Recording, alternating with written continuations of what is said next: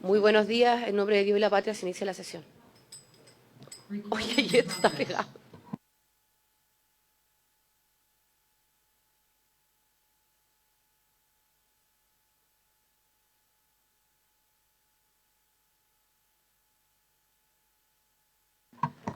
Muy buenos días, senadores, a la Secretaría, a la Subsecretaria de Derechos Humanos, la señora Daniela Quintanilla, a su equipo, a nuestros asesores y asesoras, quienes nos pueden estar viendo. Le voy a dar la palabra al señor secretario. Tenemos una... ¿No tenemos cuenta, señor secretario? Ah, hay cuenta. Le doy la palabra al señor secretario para la lectura de la cuenta. Muchas gracias, señora presidenta. Sus señorías, muy buenos días. Invitados, invitadas, representantes del Ejecutivo, muy buenos días. Señora presidenta, se recibió en esta Secretaría una información, un informe de la Biblioteca del Congreso Nacional, con el que advierte que, a propósito de los proyectos de ley en trámite que tratan materias relacionadas con los boletines 14.183/07, que es el que crea un estatuto de facilitadores y asistentes, establece un nuevo procedimiento de interdicción de las personas dementes y modifica el Código Civil y otros cuerpos legales que indica, y el boletín 16.610/07, que es el que modifica el artículo 19 de la Carta Fundamental, para incorporar entre las garantías constitucionales el derecho a la ciudad. Respecto de ambas iniciativas hay otros proyectos de ley que también se refieren a estos mismos asuntos, a estas mismas materias.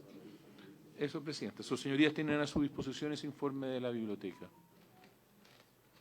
Muchísimas gracias, señor secretario. Entonces, le voy a dar la palabra nuevamente. No sé si alguien tiene algo sobre la cuenta o en otros, varios. Sí, senador Cruz-Coque. Sí, solo señalaba a raíz de las distintas informaciones de prensa y editoriales de diarios respecto de lo que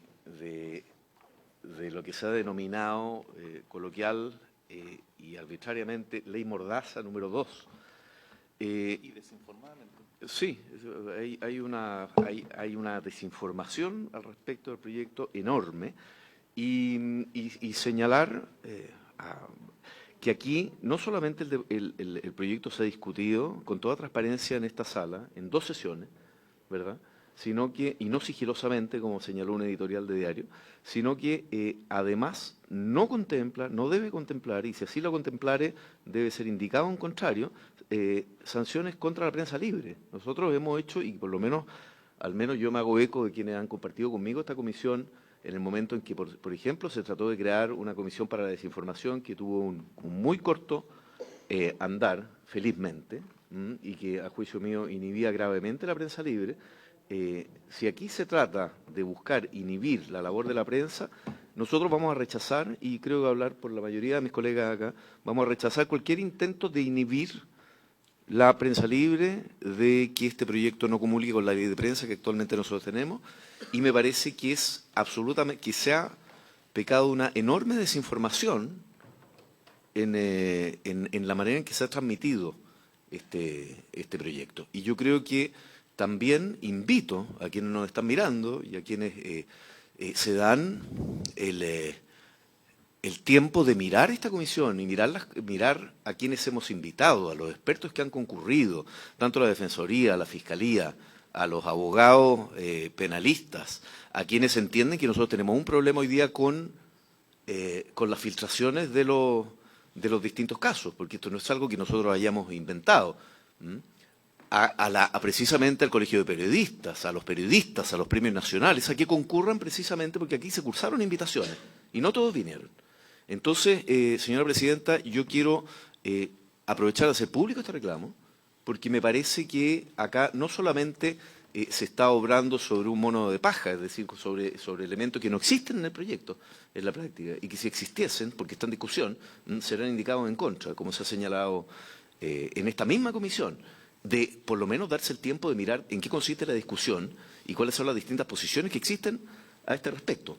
Porque si alguien me va a venir a decir que nosotros no tenemos un problema hoy día con la forma en que se están llevando adelante los procesos penales y la forma en que se están filtrando cejadamente, interesadamente ciertos elementos de las carpetas penales, bueno, significa que vivimos en países distintos. Pero distinto es que esta comisión pretenda, en modo alguno, inhibir el trabajo de la prensa libre que nosotros además hemos defendido acá mismo. Quería hacer solo ese punto, señor presidente. Gracias, senador Cruz-Coque. Senador Araya. Gracias, Presidenta. Aprovechando la intervención de Terciano Cruzcoque, yo también quiero reiterar lo mismo y además también decir que sería bueno que como comisión pudiéramos preparar una respuesta a las dos editoriales de medios que se hicieron el día de hoy. Yo no la he leído, pero me las comentaron, para fin de explicar el proyecto, porque creo que hay mucha desinformación de todos los que están hablando del tema, incluido el propio gobierno. Porque curiosamente la norma que está causando resquemor, que es el 226J del Código Procesal Penal, lleva la firma del presidente Boric en la promulgación y del ministro Cordero, entre otras cosas. Entonces, por eso sería bueno que acá tratáramos de aclarar bien el punto de que aquí esto no es un tema contra la prensa, sino lo que se está tratando de corregir, un problema que se va a generar en la aplicación de la ley por un concurso aparente de leyes penales, que se malinterpretó por una periodista que partió la nota y que después fue una bola de nieve producto de que tengo la sensación de que nadie leyó el proyecto en su conjunto y los que lo leyeron probablemente no entendieron cuál es el foco del problema. Entonces, por eso podemos preparar una respuesta y la podríamos preparar y enviarla a los medios a fin de que se publique. Ok, le doy la palabra al senador Durresti, pero antes de eso tomamos acuerdo de aquello, después ya también voy a proponer otra medida. Senador Durresti. Presidenta, es bien lamentable cuando un proyecto de ley que es firmado transversalmente, cuando hay un buen nivel de discusión, cuando hay académicos de todos los sectores, cuando hay distintos actores, cuando se ha invitado al Colegio de Periodistas, cuando todos estamos contestes en que de ninguna manera se limita la libertad de prensa, pero cuando hacemos punto, y en eso cito al ministro Cordero, cuando él señala en una cuña la filtración por un funcionario público es delito. Es delito.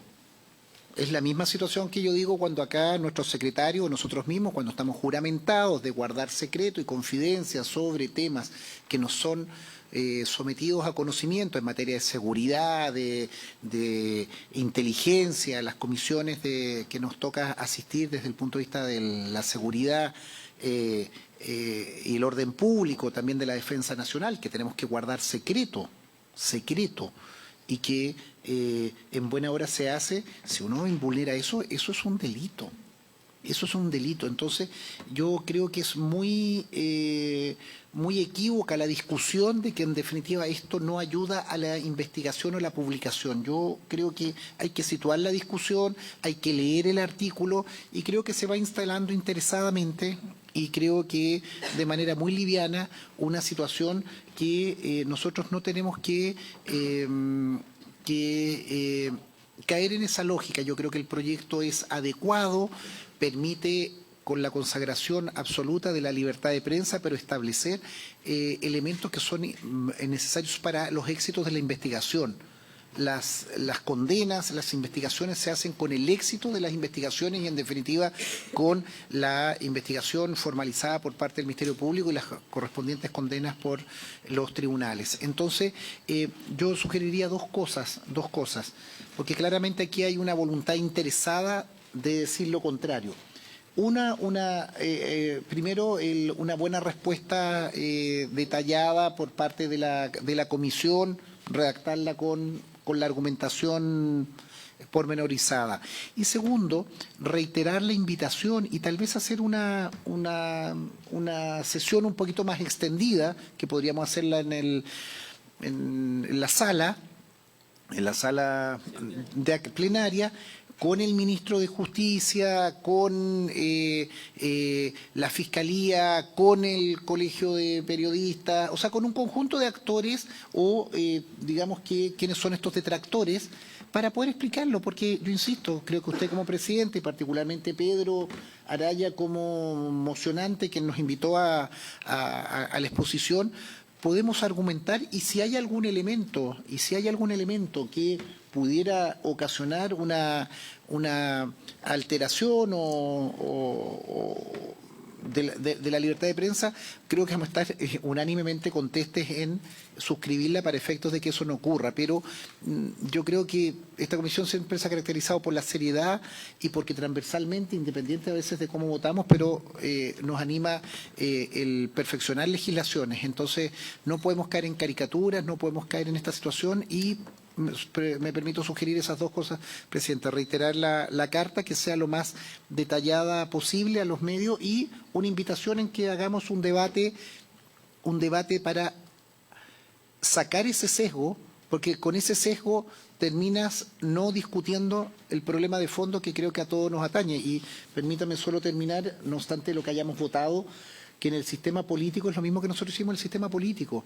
Hubo colegas que legítimamente ven en la modificación del sistema político un conjunto de elementos más allá de lo que hemos tenido en mente quienes planteamos el proyecto, pero fue el debate político, nadie asigna a eso una característica perniciosa o malévola, y se dio una buena discusión. Creo que podríamos avanzar en esas dos líneas, Presidenta, para reivindicar y hacer un buen trabajo, que es lo que nos convoca. Gracias, senador Durresti. Bueno, yo quiero decir lo siguiente, lo dije públicamente, incluso en una pauta de prensa donde me atrevería a decir que está la mayoría de los medios de nuestro país, sobre todo los de televisión, pero decir lo siguiente, nosotros estamos no solamente conscientes, sino que muy de acuerdo, y por algo firmamos el proyecto, de que tenemos que avanzar en resguardar la investigación. Y lo quiero poner de esa manera, porque evidentemente que una investigación tiene por fin último llegar a una condena, si es que así, lógicamente, los hechos lo demuestran. Por lo tanto, todo aquello que perjudique una buena investigación da paso para la impunidad. Y a mi juicio, si hay algo más grave incluso que la comisión de los delitos, es que eso quede sin sanción. Y muchas veces, insisto, queda sin sanción, producto de las filtraciones que, convengamos también, por otros intereses políticos, económicos, etcétera, se van produciendo durante el transcurso de la investigación. Quiero recordar que uno de las modificaciones, ¿cierto?, de las cuestiones que estamos añadiendo en este proyecto es precisamente ir limitando quién puede ser creyente o no en la causa.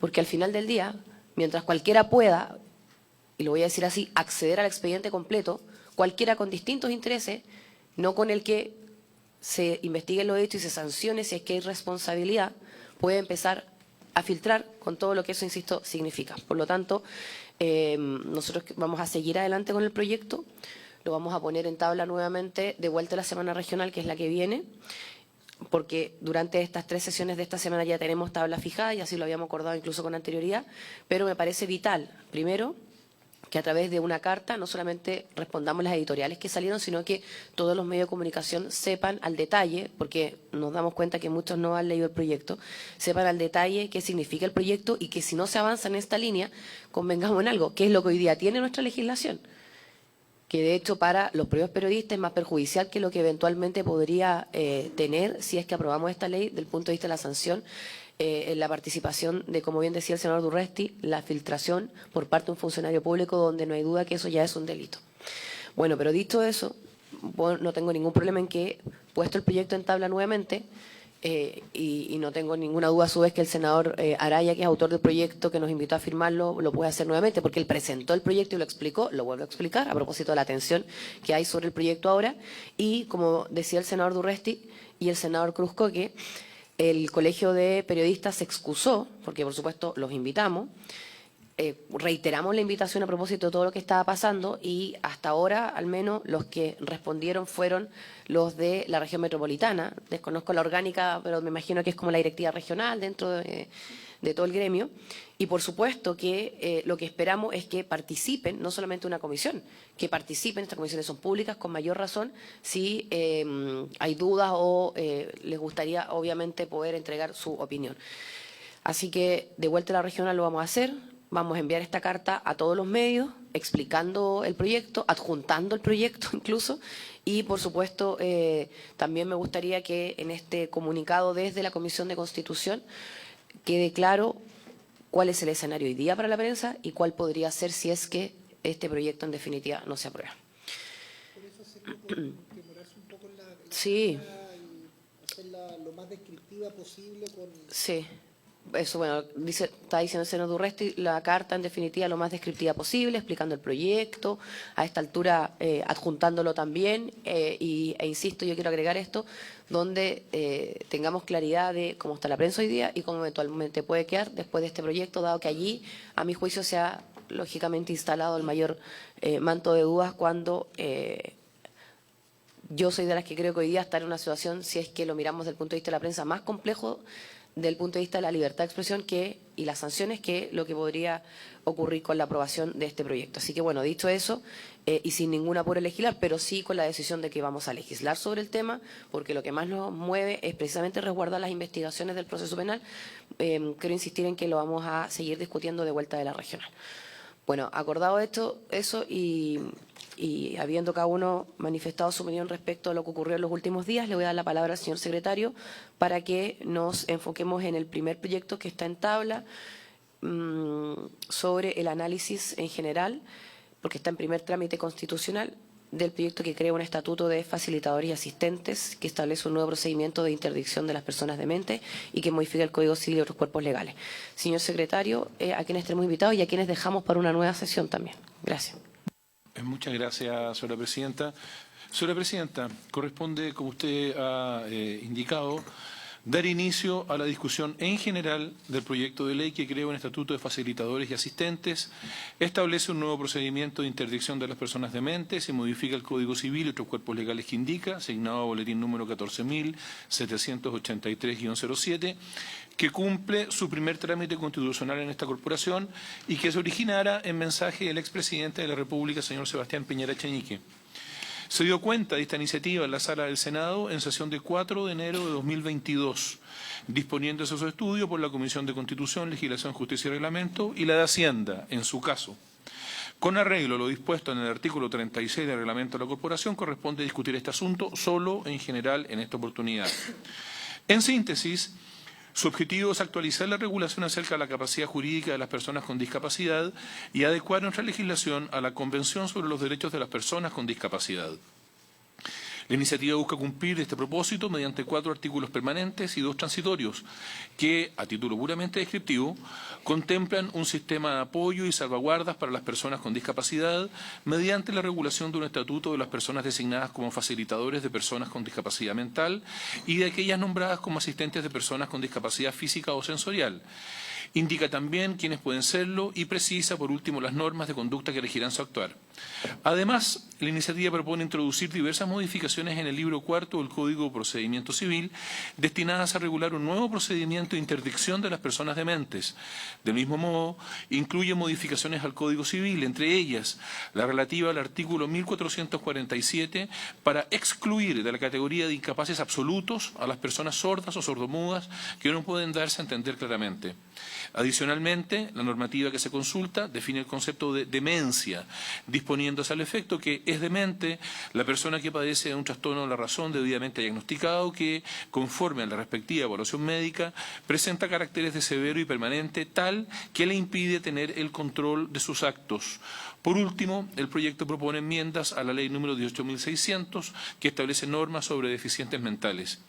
Cabe señalar que con fecha 23 de diciembre de 2021, el Ministerio de Hacienda emitió un informe financiero acerca del gasto fiscal que irrogará esta iniciativa y que el 8 de febrero de 2022 la Corte Suprema emitió una opinión en los términos del artículo 77 de la Carta Fundamental en la que se refiere principalmente a las modificaciones efectuadas al Código de Procedimiento Civil, a la regulación sobre los denominados facilitadores y asistentes y las disposiciones que podrían generar dificultades de interpretación al aplicarse los nuevos procedimientos que se establecen. Finalmente, señora presidenta, es dable señalar que el proyecto en comentario contiene normas de rango orgánico constitucional, por lo que de conformidad con lo dispuesto en los artículos 77, inciso primero, y 66, inciso segundo de la Constitución Política de la República, para su aprobación requieren del voto favorable de la mayoría absoluta de las y los senadores en ejercicio. Señora presidenta, también quisiera hacerles presente, a propósito de lo que les indiqué respecto del informe de la Biblioteca del Congreso Nacional sobre este proyecto de ley, la biblioteca encontró 11 proyectos en trámite, 3 de ellos en el Senado y 8 en la Cámara de Diputados y Diputadas. Respecto a su estado de tramitación, 10 de estos proyectos se encuentran en primer trámite constitucional, 1 en segundo trámite. Finalmente, si consideramos la comisión en la que se encuentran, 4 proyectos están radicados en la Comisión de Constitución, Legislación, Justicia y Reglamento, 3 en la de Personas Mayores y Discapacidad, 2 en la de Adulto Mayor y Discapacidad y 2 en Salud. Sus señorías tienen en este informe de la Biblioteca del Congreso un detalle exhaustivo de cada uno de esos textos legales. Es cuanto puedo informar, señora presidenta. Ok, muchísimas gracias, señor secretario. Quiero recordar que estamos frente a un mensaje presidencial del segundo gobierno del presidente Piñera. Quiero mencionar que este mensaje recogió varias iniciativas, una de ellas del senador Cruzcoque, y lo menciono porque es uno de los solicitantes para que este proyecto hoy día esté en tabla. Quiero agradecerle al Ejecutivo que esté presente. Me avisó también el ministro de Justicia que tenía que excusarse hoy, pero quiero darle la palabra a la subsecretaria. Senador, ¿le parece que le demos la palabra al Ejecutivo primero para su presentación y después nosotros vamos a ir abriendo una ronda de preguntas? Sin antes, perdón, subsecretaria, mencionarle también al señor secretario, porque hay varios proyectos, no solamente los que dieron, o sea, los que usted mencionó, y para poder pedir después que, evidentemente, siendo la misma idea matriz, podamos solicitar que se refundan. Gracias, señor secretario. Entonces, señora subsecretaria, tiene la palabra. Muchas gracias, presidenta. Por su intermedio, por cierto, saludar a los señores senadores que se encuentran presentes hoy y que integran esta comisión. Nosotros tenemos preparada una presentación. Hay varios de los puntos que ya fueron señalados por el secretario, entonces los vamos a pasar rápidamente para poder dejar el espacio, por cierto, a recoger cualquier inquietud o pregunta que tengan desde la comisión. Como antecedentes, es importante tener a la vista, además de los proyectos de ley que ya se señalaron, que hay algunos de los cuales que están aquí también, es que tenemos obligaciones vinculantes emanadas de la Convención sobre Derechos de Personas con Discapacidad en esta materia. Y en ese sentido saludamos la iniciativa de esta comisión de avanzar en la adecuación normativa que se requiere para efectivamente poder cumplir con nuestras obligaciones de garantizar a las personas con discapacidad una capacidad jurídica en igualdad de condiciones como nos mandata la propia Convención. Si avanzamos, no voy a hacer referencia a los proyectos de ley porque ya fueron enunciados. Efectivamente hay uno del senador Cruzcoque que es una fuente importante del texto para este proyecto, y el de la senadora Goich, exactamente.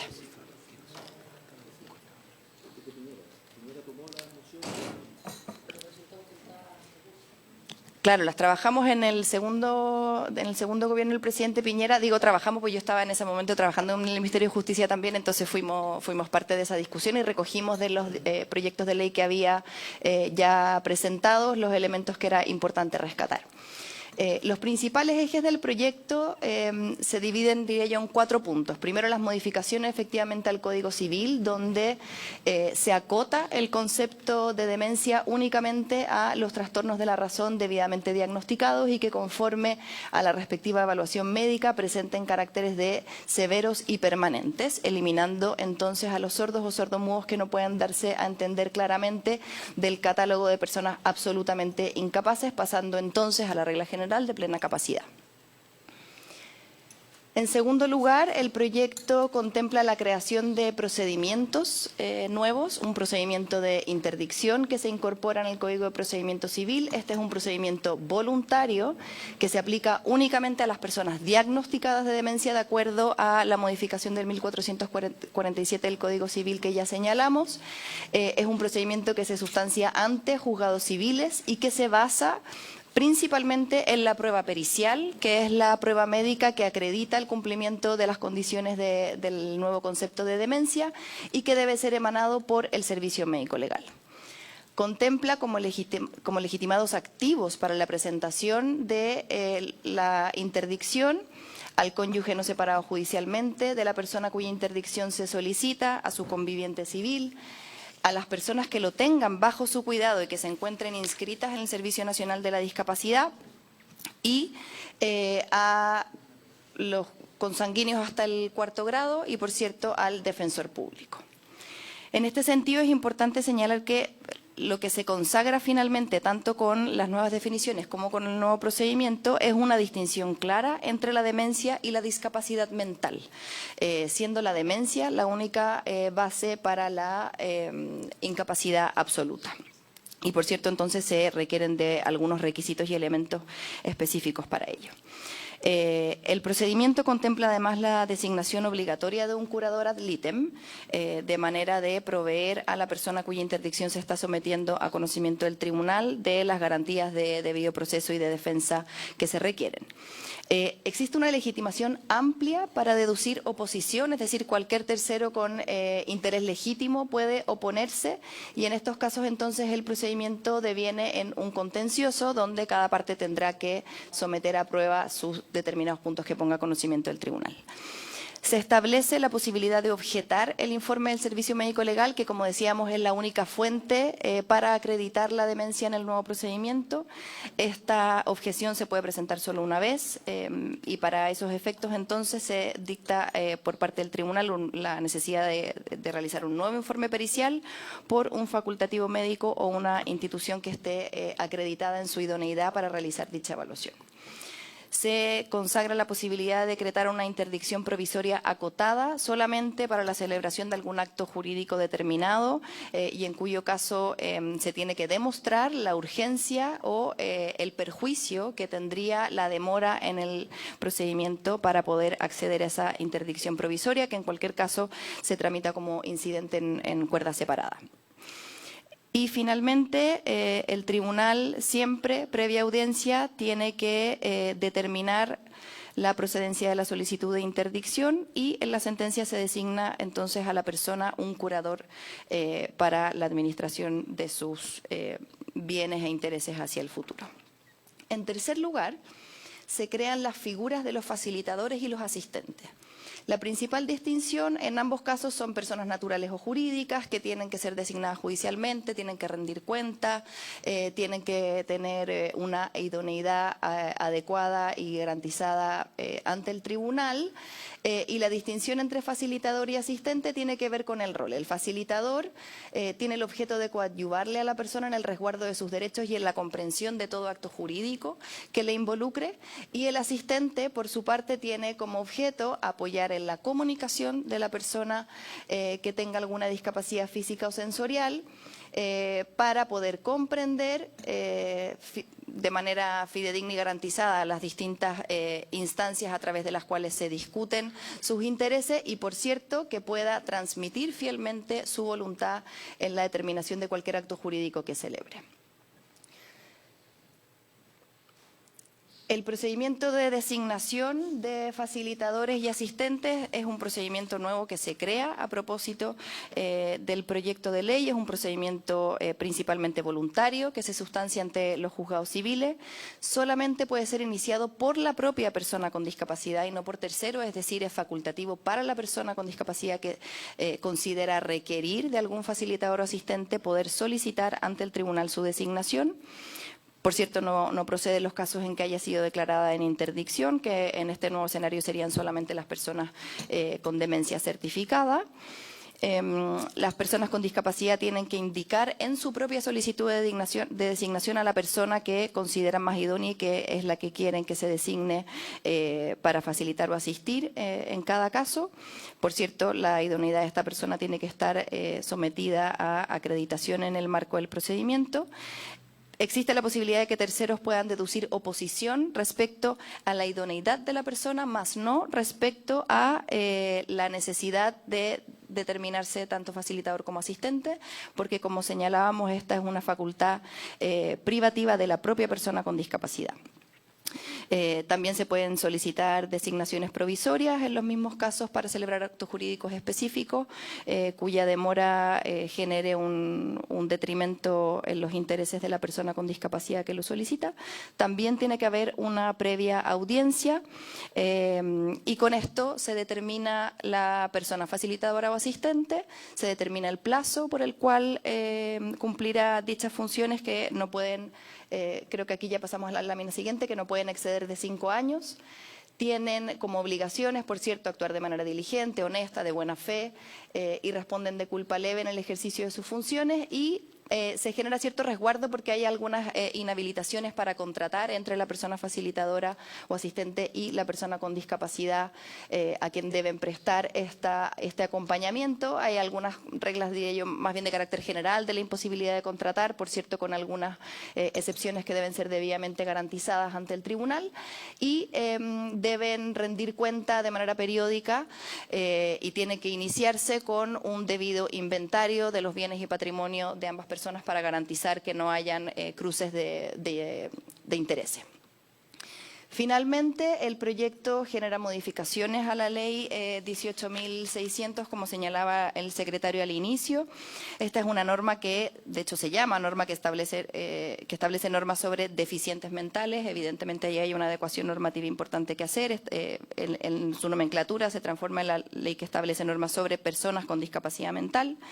Se define lo que es una discapacidad mental, se establece que la calificación y certificación debe realizarse de conformidad a la ley 20.422, que es la que establece normas sobre igualdad de oportunidades e inclusión de personas con discapacidad y su respectivo reglamento. Respecto del informe financiero, el mayor gasto fiscal que irroga la iniciativa del mensaje que comentamos es principalmente el aumento de demanda del servicio médico legal, porque va a ser el único órgano capacitado para acreditar la demencia. Dichas pericias estarán a cargo del Departamento de Salud Mental, que depende de la subdirección médica, y se considera una especialización y dedicación completa de los psiquiatras en la nueva demanda de pericias por interdicción, estimando que podrían atender 198 pericias anuales por concepto de interdicciones. Así, el informe financiero lo que hace es calcular las necesidades para la contratación de 32 psiquiatras a nivel nacional, 17 con cargo de 44 horas, 3 con cargo de 33 horas, 6 con cargos de 22 y 6 con cargo de 11. Y aquí yo creo que, bueno, ahí están los números, es del 2021, entonces en cualquier caso requeriría, por cierto, reajustarse exactamente, y eventualmente algunos cálculos de posibles impactos financieros que no fueron tenidos a la vista en la presentación y que, diría yo, principalmente responden a el análisis que hace el Poder Judicial. En el informe de la Corte Suprema hay varias cosas que, de acogerse y de incorporarse, sin duda van a determinar un mayor impacto. Primero, la Corte Suprema recomienda que sean los tribunales de familia y no los juzgados civiles lo que conozcan de estos nuevos procedimientos. Ahí solo como un punto a tener en consideración, nosotros estamos tramitando un proyecto de ley para fortalecer los tribunales de familia, porque hoy día tienen una capacidad bien disminuida con las competencias que ya tienen, por tanto, de atribuírseles más, tanto competencias como procedimientos, eso va a generar un impacto que hay que tener a la vista. La Corte Suprema realiza una crítica al procedimiento de designación en el sentido que solo pueda ser iniciado por la propia persona con discapacidad. Es decir, la Corte considera que el solo hecho de que la persona requiera de un asistente o facilitador muy posiblemente le va a ser muy difícil la sola posibilidad de solicitarlo ante un tribunal. Entonces ahí también hay algunas cosas que la Corte considera que son importantes de revisar. Se sugiere una regulación del procedimiento en sus distintas etapas, diríamos, de ejemplo, la posibilidad que tengan los terceros con interés legítimo de poder intervenir requiere necesariamente que sean notificados del procedimiento, y así hay algunos ajustes procedimentales que la Corte señala con bastante detalle, creo que pensamos que es importante tener en consideración. Se considera necesario establecer que la designación del facilitador tenga como punto central la adecuación de todos los contextos y las necesidades específicas de la persona con discapacidad para el pleno ejercicio de sus derechos, lo que al parecer, en opinión de la Corte, no está tan claro en el texto del proyecto. Se recomienda reevaluar la participación del servicio médico legal en los procedimientos de interdicción. Creo que esto tiene que ver con la posible estigmatización o con la función misma del servicio médico legal como un órgano auxiliar de la justicia. Ahí, a juicio de la Corte, hay que evaluar si es que puede efectivamente ser el único órgano que esté capacitado para acreditar la demencia que va a dar lugar a la interdicción. Se sugiere también regular de mejor manera el procedimiento de interdicción en dimensiones parecidas, diría yo, a las de los procedimientos de determinación de facilitadores y asistentes. Se determinan algunos vacíos en el sentido que señalábamos y se critica la definición propuesta para el concepto de demencia, que pensamos que pueden ser cosas que sin duda tengan un impacto positivo en el fortalecimiento de una normativa de esta naturaleza. Yo, a modo de síntesis, diría que este es un proyecto de ley que en realidad es un cambio de paradigma, es un cambio conceptual y sistémico bien importante y por tanto requiere de un análisis bien profundo de las distintas intervenciones y también de las nuevas adecuaciones a otros proyectos de ley que están en curso, como el de salud mental, como señalaba el de fortalecimiento de los tribunales de familia, es decir, este cambio normativo y esta adecuación normativa que nosotros saludamos porque consideramos que es importante y que es una materia en la que nuestro Estado tiene que actualizarse, requiere ser mirado de manera bien sistémica y orgánica. Hay competencias que tienen que ver con los tribunales y con los procedimientos, pero hay algunas otras competencias que tienen que ver con el mandato del Ministerio de Desarrollo Social y Familia y los organismos técnicos especializados en esta materia, que va a ser importante tener a la vista para avanzar con la tramitación del presente proyecto. Eso, Presidenta. Muchas gracias a la subsecretaria de Derechos Humanos, la señora Daniela Quintanilla. Senador Cuscoque. Sí, yo tengo un par de preguntas, pero le doy la palabra primero. No, solo primero agradecerle, Presidenta, haber tomado mi sugerencia de tratar de poner este proyecto, la verdad que entró a finales del gobierno el presidente Piñera y toma, como se señalaba bien la subsecretaria, distintos proyectos que se habían visto con anterioridad, tanto desde la Cámara como desde el Senado, particularmente la senadora Goich, con quien tratamos de trabajar una moción que efectivamente requería de la concurrencia del Ejecutivo. Acá obviamente hay recursos, hay plata, hay modificaciones al servicio médico legal, hay aumento de funcionarios, determinar quién puede y quién no puede, determinar la incapacidad. Y efectivamente yo entiendo que esto requiere de cierta voluntad de tratar de verlo, porque evidentemente como es un cambio de paradigma precisamente para cumplir aquello que también el país ha tomado como compromiso respecto de los tratados internacionales en materia de derechos de personas con discapacidad, que Chile lo firmó el año 2008 y que son compromisos que uno entiende que los tratados internacionales son de alguna manera una cierta guía, un cierto marco a través del cual nosotros vamos adecuando la normativa, pero acá la normativa no se ha adecuado ni siquiera, como vimos incluso en la presentación, en cosas mínimas, como por ejemplo la referencia a los dementes, y el Código Civil tenía incluso expresiones que hoy día nos parecerían enormemente degradantes y que producto del cambio vocal también se van produciendo. Y uno entiende que esos cambios también se deben ir produciendo. Misma cosa sucedió con el asunto de los sordos mudos en su momento, y eso también se fue modificando. Pero, dado que, efectivamente, acá, en particular, la interdicción para hacer, sobre todo para lo que es la protección de las personas con discapacidad intelectual en términos de sus bienes y de que no sean vulnerados los efectos que esa propiedad o que ese haber tiene sobre sí mismo, ¿verdad? Siempre se establece esta inhabilidad absoluta, que es la interdicción. Y lo que propone la Convención y lo que proponen las legislaciones que se han ido poniendo un poquito más al día en distintas partes es que haya en algunos casos cierta gradualidad para que la manifestación de la voluntad también diga relación con el grado de discapacidad que sí existe. Pero, dado que es un tema tremendamente discutible, o sea, no es que sea discutible el fondo, sino que es donde establecemos nosotros los bordes. Es una materia de álgida discusión, y en su momento me acuerdo que el profesor Hernán Corral hizo referencia en una columna que tenía en el diario El Mercurio.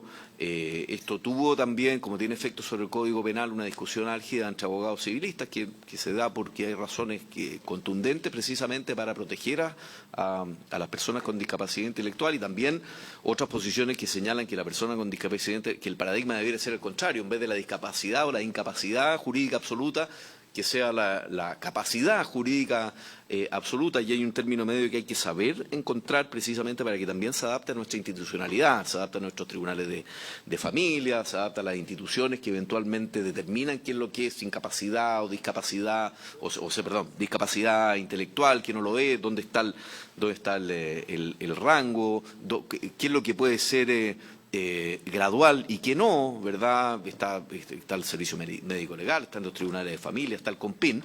Esta no es una legislación que nosotros vamos a poder resolver, probablemente, salvo en sus aspectos formales, quizá donde podemos estar más todos de acuerdo, que es lo que señalé al principio, no vamos a resolverlo en 1 o 2 sesiones. Así que yo saludo el hecho de que el Ejecutivo se haya pronunciado.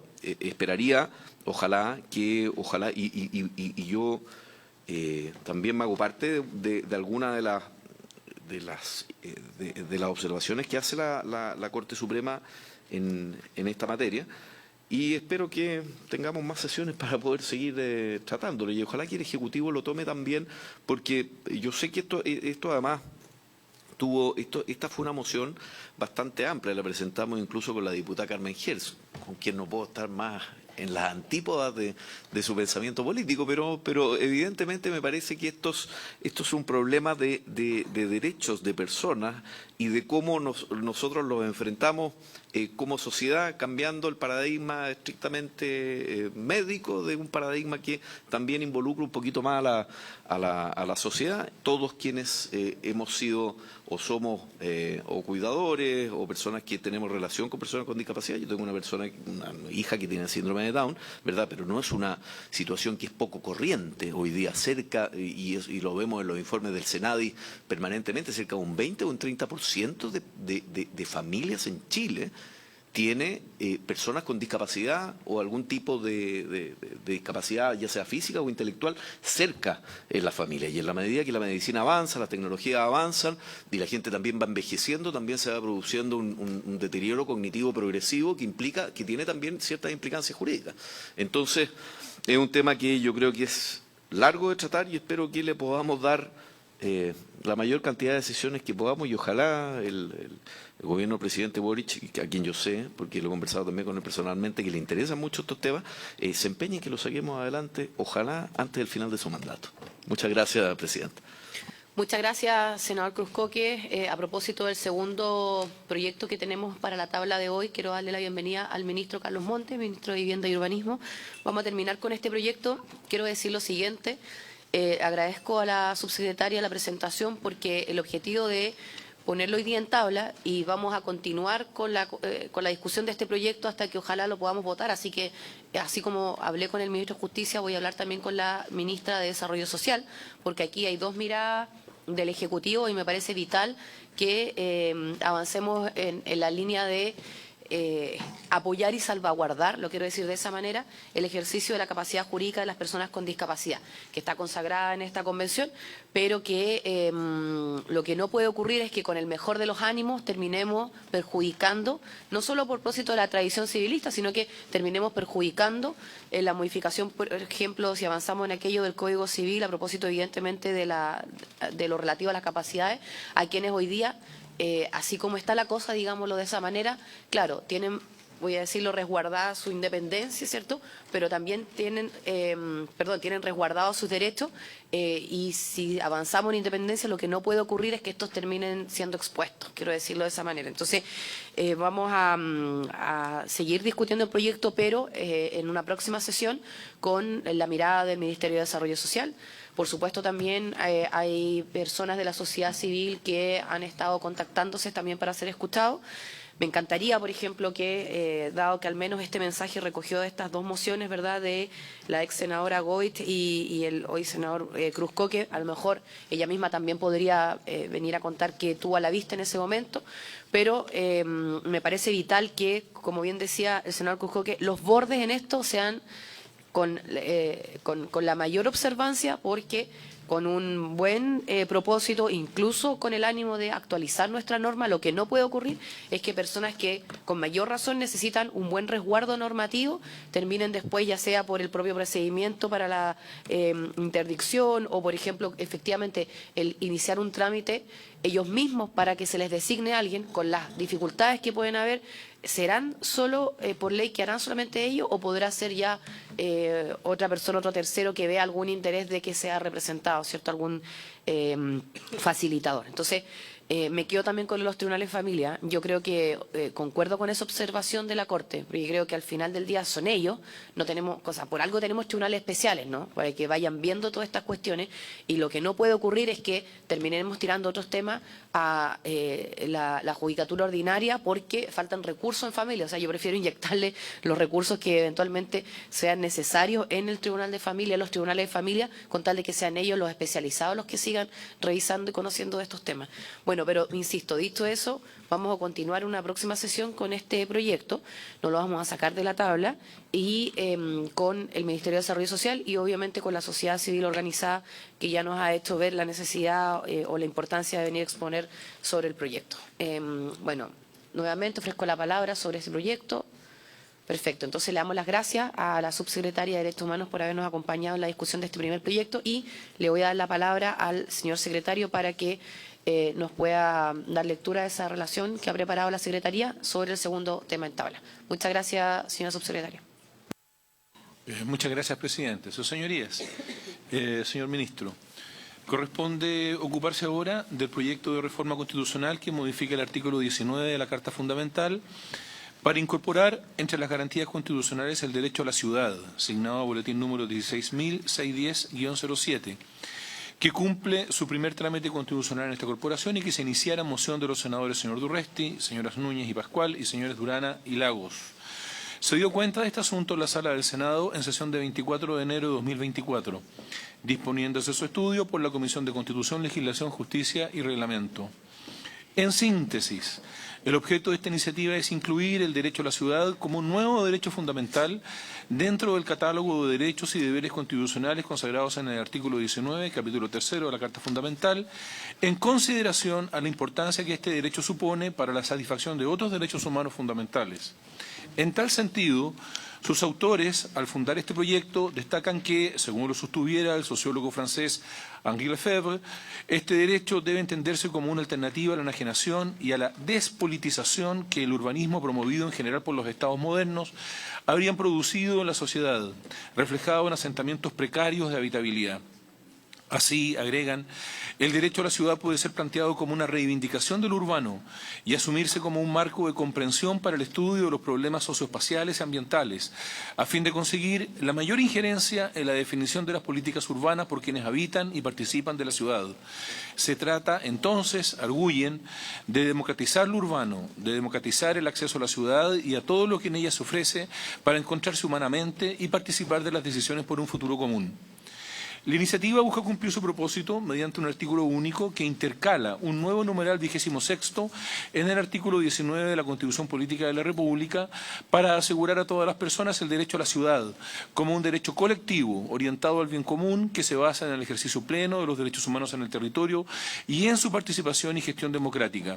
En virtud de ello, toda persona tiene derecho a habitar, producir, gozar y participar en ciudades seguras, sostenibles y en condiciones apropiadas para una vida digna. El Estado, precisa la norma propuesta, promoverá la mejor planificación y gestión de las ciudades, contribuyendo a una integración socioespacial y ambiental, una participación más democrática y, a su vez, un acceso equitativo a los servicios básicos, bienes y espacios públicos. Asimismo, el Estado promoverá la creación de instrumentos para participar en la plusvalía que genere su acción urbanística, su inversión o su acción regulatoria. Añade la disposición que el Estado promoverá la participación de la comunidad en los procesos de planificación territorial y políticas urbanas, fomentando la gestión comunitaria del hábitat y del espacio social. Señora Presidenta, cabe consignar que por tratarse de un proyecto de artículo único, debería ser discutido en general y en particular a la vez, con arreglo a lo dispuesto en el artículo 127 del Reglamento del Senado. Además, siendo un proyecto de reforma constitucional, requiere para su aprobación del voto conforme de las 4/7 partes de las y los senadores en ejercicio. Muchísimas gracias, señor secretario. Le había dado la bienvenida al ministro de Vivienda y Urbanismo a propósito de la discusión que vamos a iniciar de este proyecto y también ahora del académico el señor Luis Fuentes Arce del Instituto de Estudios Urbanos y Territoriales de la Pontificia Universidad Católica de Chile. Quiero darle la palabra primero al senador Durresti, porque él es uno de los autores de este proyecto, nos ha invitado en realidad a otros miembros de esta comisión a firmarlo para que pueda, además de la relación, obviamente, dar a conocer el objetivo que hay detrás de que legislemos en esta materia y luego al ministro. Gracias, Presidenta. Saludar por su intermedio al ministro y ex colega Carlos Montes. Un gusto tenerlo acá. También a todo el equipo del Instituto de Estudios Urbanos y Territoriales de la Pontificia Universidad Católica, representado por Luis Fuentes y todo su equipo. Hemos estado en varias sesiones.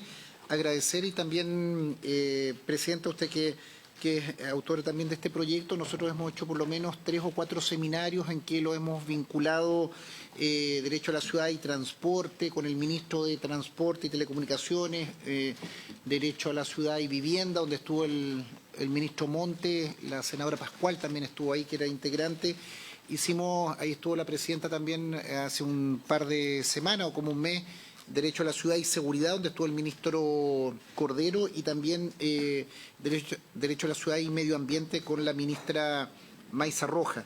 Hemos querido hacer durante casi todo el año distintos seminarios, jornadas. Yo pido disculpas que no incorporamos a todos los colegas de la comisión porque cambió la composición, valga la redundancia, pero claramente esta es una reforma constitucional que lo hemos situado en ese espacio. Este proyecto busca que precisamente la consagración del derecho a la ciudad a nivel constitucional sea una apuesta para recuperar lo urbano, pero teniendo presente otras dimensiones sociales que con el tiempo se han ido integrando a partir de los valores y conceptos que se han ido identificando en las ciudades y que apuntan a alcanzar una justicia socioespacial y ambiental. El derecho a la ciudad como reivindicación del urbano debe asumirse como un marco de comprensión para el estudio de los problemas socioespaciales y ambientales a fin de conseguir la mayor injerencia en la definición de las políticas urbanas por quienes habitamos y participamos en la ciudad. Se trata entonces de democratizar lo urbano, de democratizar el acceso a la ciudad y a los bienes y servicios que en ella es posible encontrar. Esta reformulación de la vía urbana supone entonces un reinventar las condiciones del buen vivir en la ciudad. El derecho a la ciudad es un derecho independiente respecto de otros derechos humanos internacionales reconocidos, incluyendo por ende a los derechos civiles y políticos, los derechos de participación, como también los derechos económicos, sociales, culturales y ambientales. Los derechos humanos se satisfacen o ven cubiertos en los espacios en donde las personas normalmente viven, transitan, trabajan y realizan su día a día, considerando que la mayor parte de la población mundial hoy día habita precisamente en ciudades. Es ahí donde, en consecuencia, puede verse satisfechos estos derechos básicos y de esta manera el derecho a la ciudad se vuelve un derecho de posibilitador o habilitador para dar cobertura a otros derechos fundamentales. La estructura es bastante sencilla porque es una reforma constitucional que establecemos un numeral al artículo 19 y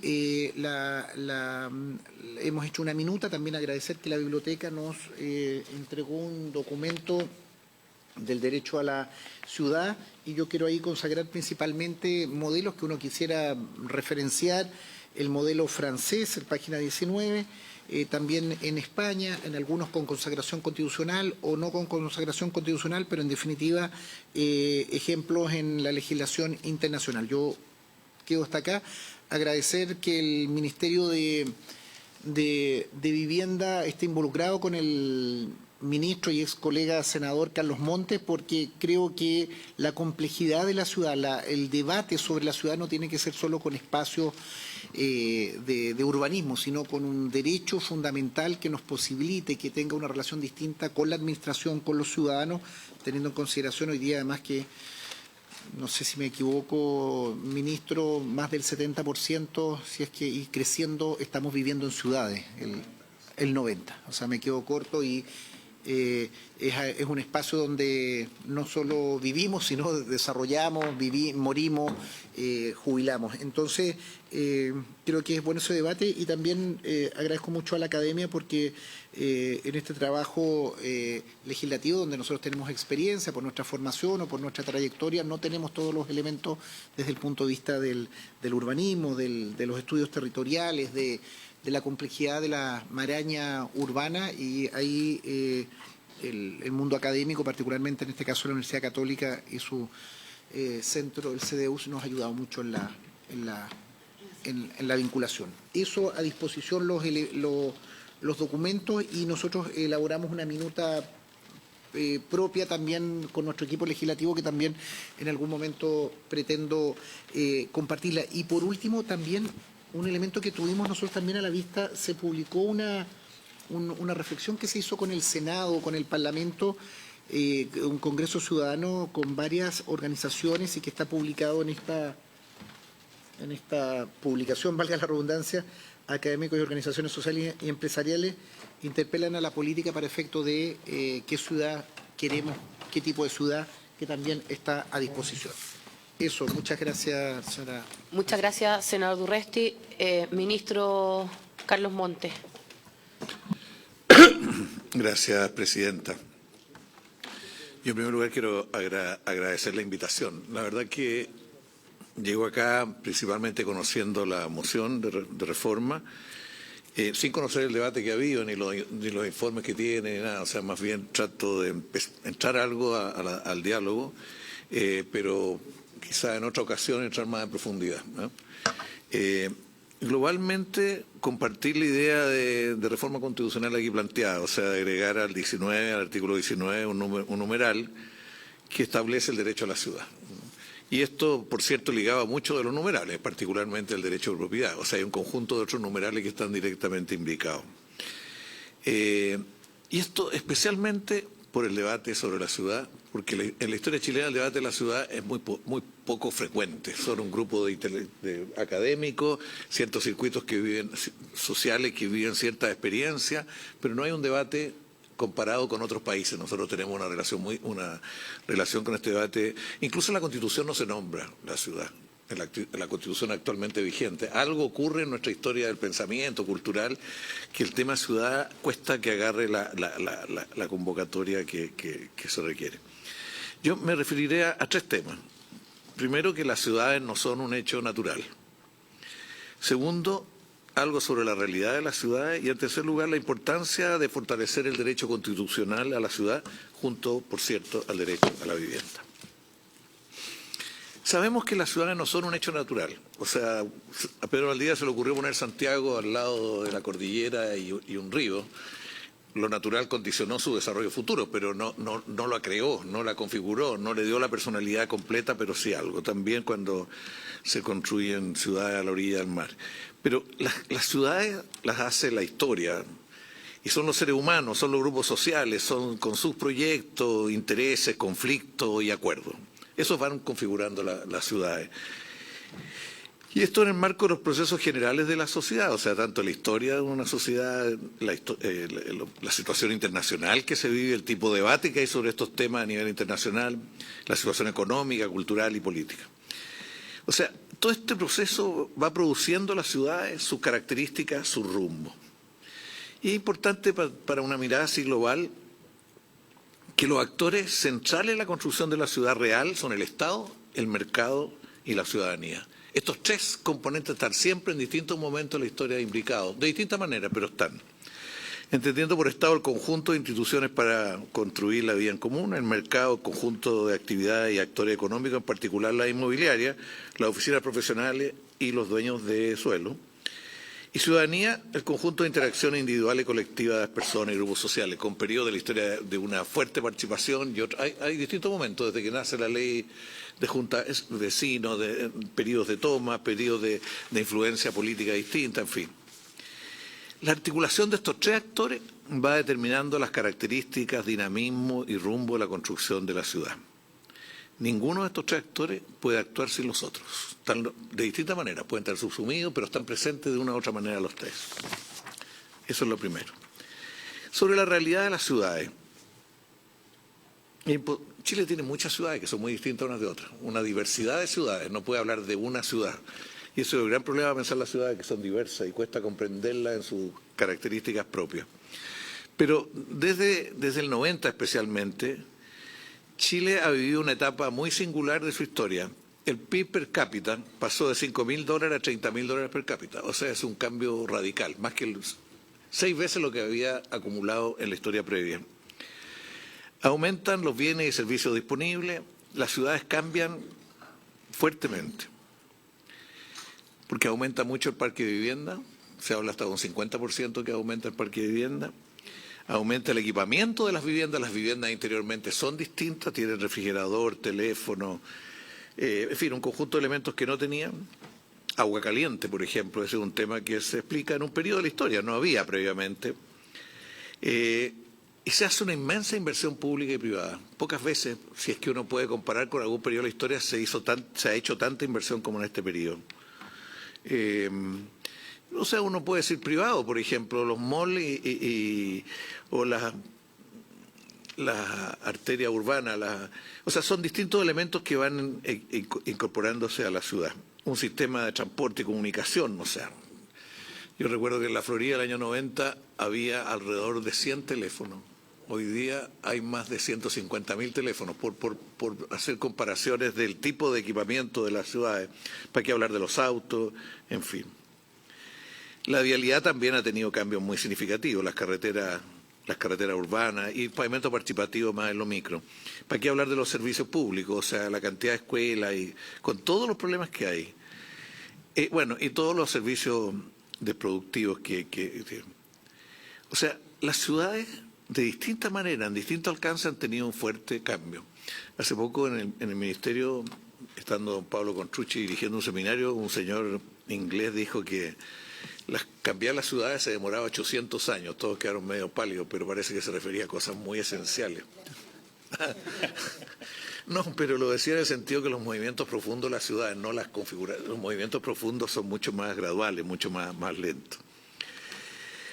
Bueno, en estos 30 y tantos años, casi 35, la ciudad ha crecido, pero uno se pregunta, ¿es mejor ciudad? ¿Y en qué sentido es mejor? O sea, aquí se impuso una lógica que dinamizó la inversión y permitió acceder a más bienes y servicios.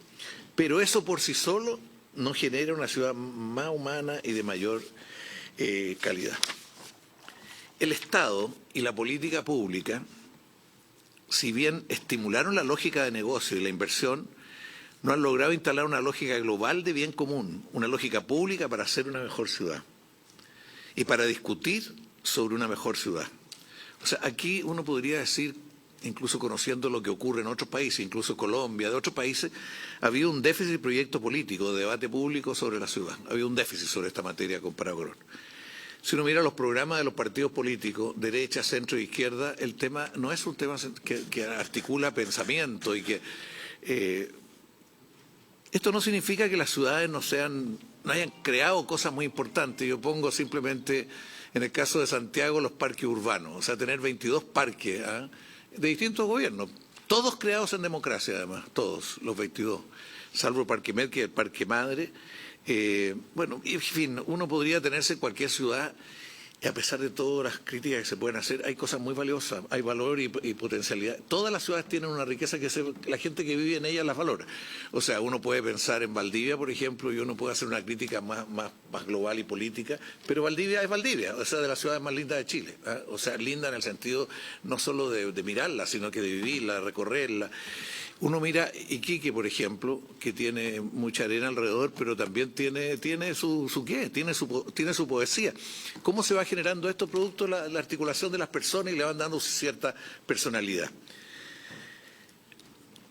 O sea, pero construir más viviendas, más vialidad, más equipamiento, fomentar la densificación, contener la expansión, no es un proyecto suficiente para hacer mejores ciudades. Hay grandes desequilibrios y déficits. Uno podría nombrarlo, no quiero hacer la larga lista de todos los déficits, pero esto es la segregación de nuestras ciudades. La OECD hizo un estudio de segregación y Santiago apareció en número 1, la más segregada del mundo, y después otras ciudades chilenas que estaban dentro de las más segregadas. Esto empezó con Vicuña Maquena, no es un problema en el origen de Santiago, sino que... y el Estado, con su política de vivienda social, en varios periodos de la historia ha sido un fuerte segregador urbano, con intentos de integración, pero había una dinámica fuerte en eso. O sea, el tema de proyecto de ciudad, la ciudad ha salido de distintas iniciativas más que de un debate global y perspectivo. Uno podría hacer el largo listado de las obras que faltan en distintas partes de la ciudad, pero en definitiva, y los desequilibrios, pero yo me quedo solamente con la segregación por ahora. En segundo lugar, un rasgo de las ciudades es el desbocado de especulación con el suelo urbano. La liberalización del mercado de suelo y la falta de política de suelo, la falta de tributo respecto al suelo, han afectado la manera de ocupar las ciudades. O sea, eso ha afectado, y esto es... Nosotros estamos, si comparamos con Colombia, Brasil, Andalucía, estamos muy detrás de cada uno de estos países en términos de la manera de marcar el crecimiento y desarrollo de la ciudad, en parte con ciertas reglas para el suelo. A todo esto, en tercer lugar, un modelo de convivencia, una forma de convivir y de espacio público para convivir, que ha sido cambiante en la historia, entre las ciudades y entre las subciudades que hay dentro de la ciudad. El mundo popular tiene una forma de convivir y de estar juntos distinta a otros segmentos sociales, requiere de otros elementos y ha sido afectado por otros procesos distintos. O sea, el efecto de la droga sobre el mundo popular es demoledor de toda la forma de convivencia. Y así como eso, el molco reemplazó una forma de convivencia. En fin, hay un modelo de convivencia.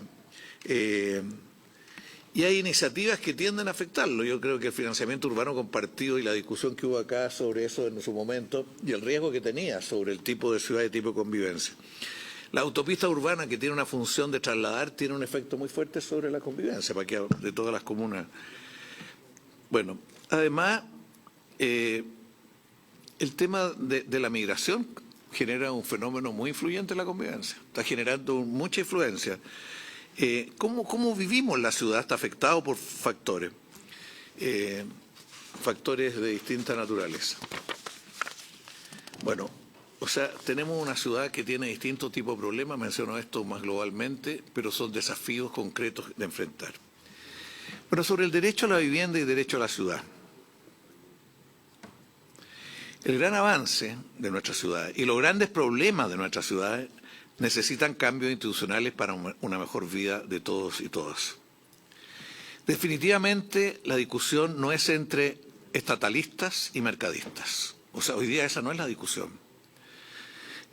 O sea, una visión estatalista que hoy día no se expresa políticamente con nitidez, que todo pasa por el Estado. Eso no es ni que lo sustantivo pasa por el Estado, que lo principal pasa por el Estado. No, hay cierta... Y el mercado es lo único capaz de asignar recursos y ejecutar bien las cosas. O sea, son visiones muy cerradas. Se ve en el debate hoy día, se ven algunas posiciones más ligadas a una o a la otra. Hoy día el estatalismo... O sea, en otra época veíamos los planes quinquenales de la Unión Soviética, por ejemplo. Hoy día nadie plantea cosas de esa naturaleza. Es otro el debate. Bueno, pero todo indica que es necesario repensar y cambiar la matriz básica que tenemos. El tipo de modelo que tenemos hoy día fue un cambio muy rápido. O sea, se cambió la base económica, se desindustrializó el país, que afectó mucho a las ciudades, cambió la base económica, se liberalizaron muchas cosas, entre otras el suelo, y se entró en una perspectiva de globalización, por lo tanto, de insertarse como ciudades dentro de la cadena de ciudades del mundo. O sea, Chile aspiró en muchos momentos a hacerlo, y lo ha hecho. Bueno, con un gran avance en infraestructura, como decía, pero que la lógica de maximizar la plusvalía urbana se consolida como el principal criterio.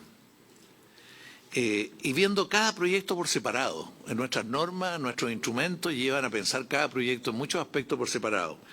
No puedo dejar de mencionar el llano de San Miguel, que en un mismo momento había 125 proyectos de construcción de edificios y cada proyecto se discutía por separado.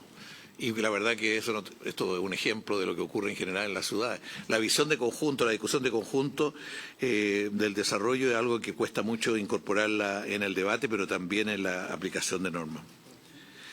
O sea, es claro que se necesita un cierto marco de principios y derechos que permitan evitar y revertir la situación de segregación socioespacial, distribuyendo mejor los bienes y servicios públicos y enfrentando los daños ambientales.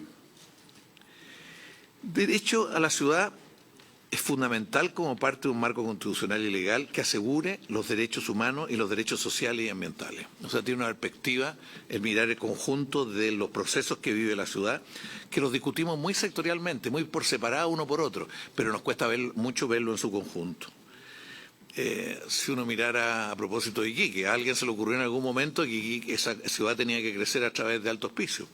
una apuesta, no hubo discusión al respecto, se hizo. Y eso generó un fenómeno, 180.000 familias que están en una situación lleno de socavones y 82 bloques, algunos sostienen que hay que demolerlos todos. En fin, hay distintas situaciones, pero que no hubo una discusión al respecto. No se optó entre crecer hacia Pozo Almonte o crecer Alto, ¿me entiende? Una visión de conjunto, cómo se desarrolla la ciudad.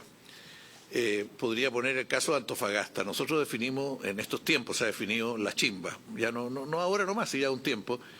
Y la chimba es una apuesta, una alternativa. Falta una discusión más global de la implicancia de la chimba que hoy día se está expresando en los tremendos problemas de seguridad que está en la chimba 1, que se han ido acumulando en la chimba 1, que han sorprendido a los mejores, a los que más pensaron en el modelo, no consideraron la variable de seguridad de la manera que en otra época se consideraba o no la consideraron suficientemente. O sea, la discusión requiere una visión de conjunto. Y el suelo y el derecho de propiedad, a partir de su función social y ambiental, es otro tema que requiere mucho más debate. Nosotros ni siquiera tenemos un sistema de tributo apropiado.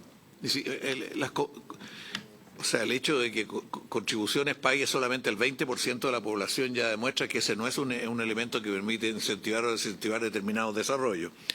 Tributo, recién este mes empezó a funcionar un tributo sobre cuando hay utilidades sobre 8.000 UF en los cambios de plano regulador. Recién empezó ahora, que se aprobó hace mucho tiempo, pero empezó recién este mes.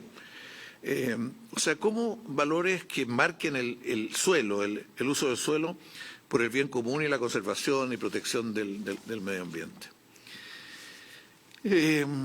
Bueno, no quiero detenerme en el tema de la planificación urbana, que es fundamental. O sea, los instrumentos para avanzar en una determinada dirección. Creo que los principios y derechos son fundamentales, pero también hay que fortalecer instrumentos que reflejen o que den más posibilidades de hacerlo. O sea, cuando los dueños de los malls deciden construir malls en determinados puntos de la ciudad de Santiago, tienen la capacidad de hacerlo, decidirlo, ocuparlo. O sea, eso es lo que ocurre y marcar la ciudad. En lo público no hay instrumentos que permitan hacer una cosa así. No hay instrumento, porque hay una lógica muy lineal, en fin.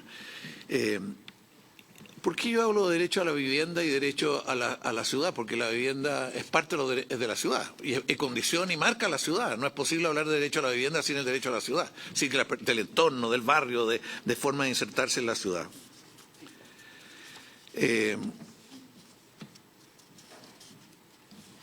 O sea, el derecho a la ciudad genera más garantías para el derecho a la ciudad. O sea, los barrios, los servicios donde se vive, las condiciones, la forma de insertarse e involucrarse en la ciudad. Ciudades tan segregadas como, por ejemplo, Santiago, en que buena parte de la gente que trabaja en un barrio alto vive en el sur o en el norte de la ciudad y que tiene que trasladarse grandes distancias, es una concepción, una forma en que va adquiriendo la ciudad. Hubo periodos en que en esos barrios había más pluralidad, más diversidad. No mucha, pero más, y que después se desarmó y quedó con la situación que estamos. Sin lugar a duda, en esta discusión del derecho a la ciudad, esto está muy ligado al concepto de Estado. ¿Qué hace el Estado? ¿Cómo el Estado puede ser un factor que ayude en esta dirección u otra? Y sin duda, aunque no queramos, está vinculado a la discusión del Estado, del tipo de Estado. Si un Estado subordinado al mercado o un Estado que es capaz de representar, expresar el bien común y articularse con el impulso privado para esos efectos. O sea, un Estado subordinado al mercado hace que el Estado se empobrezca mucho y no crezca, no se desarrolle en su capacidad de articularse con el privado y con la ciudadanía. Por eso es que se habla de un Estado social y democrático de derecho u otros conceptos. Bueno, terminando con esto de la importancia. O sea, el principio y el derecho a la ciudad en la Constitución, ¿qué importancia tiene? Yo creo que la primera es cultural. O sea, es que haya más debate en el país sobre el tema de la ciudad, que se ponga como un tema, que se ponga como una aspiración, como gana y habiendo distintos enfoques al respecto. En segundo lugar, creo que tiene la importancia de establecer base de ley y política pública que permita construir un marco común más avanzado. Argentina tiene, por ejemplo, un sistema de análisis y acción frente a los suelos dentro de la ciudad, de los suelos desocupados, tiene una norma clarísima. O sea, el municipio tiene facultades para hacer determinadas cosas en un tiempo y si no lo hace, eso tiene otra forma de asegurar que eso sirve a la ciudad y no se sirve de la ciudad. Nosotros eso no lo tenemos. el Ministerio de la Vivienda hasta la orilla de la calle Serrano, y uno recorre Serrano hasta Avenida Mata, es impresionante la cantidad de suelos ocupados que hay ahí. No hay facultades para, solamente se les cobra una sobretasa de contribuciones, pero no hay facultades para decir, mire, hay un tiempo para hacer algo acá determinado. ¿Qué proyecto tiene? ¿Cuánto tiempo? Y si no lo hace, tiene una sanción en Argentina muy fuerte. Hoy día no tenemos, bueno, para qué hablar de otros países. O sea, hay Países Bajos, por ejemplo, que tienen un sistema de autoavalúo de las propiedades. Cada uno la pone. Y si el Estado cree que lo puede comprar, se la compra al valor que puso. Que es una manera de que no, o sea, que hay una lógica más común para establecer esos valores. Dentro de todo esto, la base de ley y política pública, el suelo es clave. O sea, sin asumir que el suelo tiene las características que dice David Ricardo, que la manera en que se valoriza, la manera en que ocurre, la verdad que el suelo es el que predetermina mucho de la ciudad.